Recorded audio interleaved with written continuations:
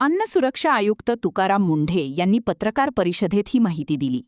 Safe food, safe drugs, safe Maharashtra अभियानाअंतर्गत 30 जुलै 2026 पासून संपूर्ण महाराष्ट्रात ॲनालॉग, नॉन डेअरी पनीरच्या उत्पादन, प्रक्रिया, साठवणूक, वाहतूक, वितरण आणि विक्रीवर 1 वर्षासाठी बंदी घालण्यात आल्याचे त्यांनी सांगितले. मुंढे म्हणाले की राज्यात गेल्या 2 महिन्यांपासून अन्न सुरक्षेच्या अनुषंगाने विविध क्षेत्रांत कारवाई सुरू आहे. प्रतिबंधित अन्नपदार्थ, एचआरई आदेश, दूध व दुग्धजन्य पदार्थांची तपासणी तसेच शालेय विद्यार्थ्यांना संतुलित व पौष्टिक आहार उपलब्ध करून देण्यासाठी काढलेल्या आदेशांची अंमलबजावणी सुरू आहे. ते म्हणाले की food safety and standards act 2006 मधील कलम 30(2)(अ) अंतर्गत राज्याच्या अन्न सुरक्षा आयुक्तांना सार्वजनिक आरोग्याच्या हितासाठी विशिष्ट अन्नपदार्थांवर ठराविक कालावधीसाठी बंदी घालण्याचा अधिकार आहे. या अधिकाराचा वापर करून 30 जुलै 2026 रोजी अधिसूचना जारी करण्यात आली. बाजारात ॲनालॉग किंवा नॉन डेअरी पनीरची निर्मिती, विक्री आणि वापर होत असून काही ठिकाणी निकृष्ट, सबस्टँडर्ड किंवा असुरक्षित पनीर विकले जात असल्याने त्याचा मानवी आरोग्यावर परिणाम होत असल्याचे त्यांनी सांगितले. त्यामुळे 30 जुलै 2026 पासून संपूर्ण महाराष्ट्रात ॲनालॉग, नॉन डेअरी पनीरच्या उत्पादन, प्रक्रिया, साठवणूक, वाहतूक, वितरण आणि विक्रीवर 1 वर्षासाठी बंदी लागू करण्यात आली आहे. ही बंदी 1 वर्षासाठी लागू राहील. त्यानंतर परिस्थितीचा आढावा घेऊन पुढील निर्णय घेतला जाईल, असेही तुकाराम मुंढे यांनी स्पष्ट केले.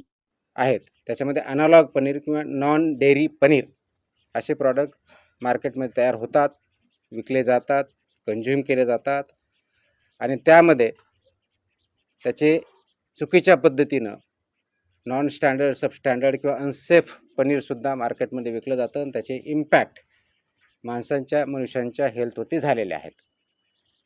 आणि म्हणून कायद्यानं दिलेल्या अधिकाराचा वापर करून कलम 30 सबक्लॉज 2 सबक्लॉज अ नुसार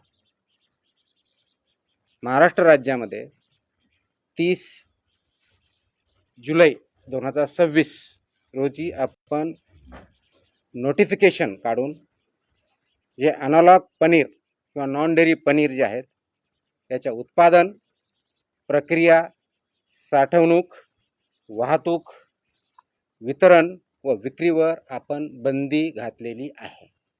आय रिपीट, संपूर्ण महाराष्ट्रात अनालॉग किंवा नॉन डेअरी पनीरच्या उत्पादनावरती, प्रक्रियेवरती, साठवण्यावरती, वाहतूक, वितरण व विक्रीवरती 1 वर्षाची बंदी लागू घातलेली. 1 वर्षाची यासाठी असते की आपण त्याचा रिव्ह्यू करतो आणि पुढे कंटिन्यू करायचे असेल तर मग त्याद्वारे परत रिपीट आपण आदेश करतो. म्हणून ते prohibition order on analogue or non-analog paneer or non-dairy paneer याच्यावरती we have prohibited this item for production, storage, processing, manufacturing, transportation and sale in the state of Maharashtra from 30th of July 2026.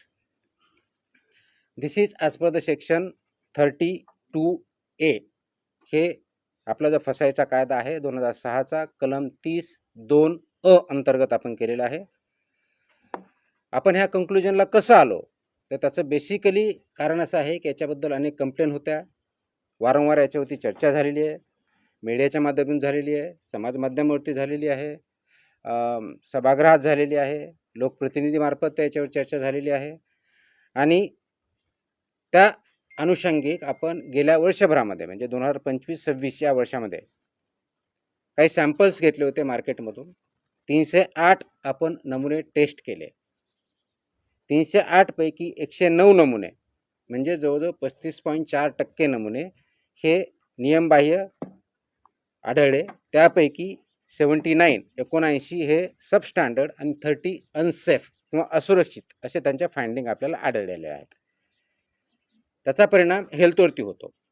म्हणजे जवळजवळ 35% सॅम्पल्समध्ये unsafe किंवा substandard अशा प्रकारच्या finding हे जे analogue paneer आहे त्याच्यामधून आपल्याला आढळलेले आहेत आणि त्याचा परिणाम लोकांच्या हेल्थवरती होतो. आणि म्हणून hotels, restaurants, caterers, cloud kitchens व इतर ज्या खाद्य देणाऱ्या पुरवणाऱ्या संस्था आहेत यांच्या माध्यमातून पनीरचा पूर्णपणे वापर हा आपण आता प्रतिबंधित केलेला आहे, जेणेकरून कशाही परिस्थितीत यांना त्याची साठवणूक करता येणार नाही, विक्री करता येणार नाही, अन्नपदार्थ म्हणून ते विकता येणार नाही.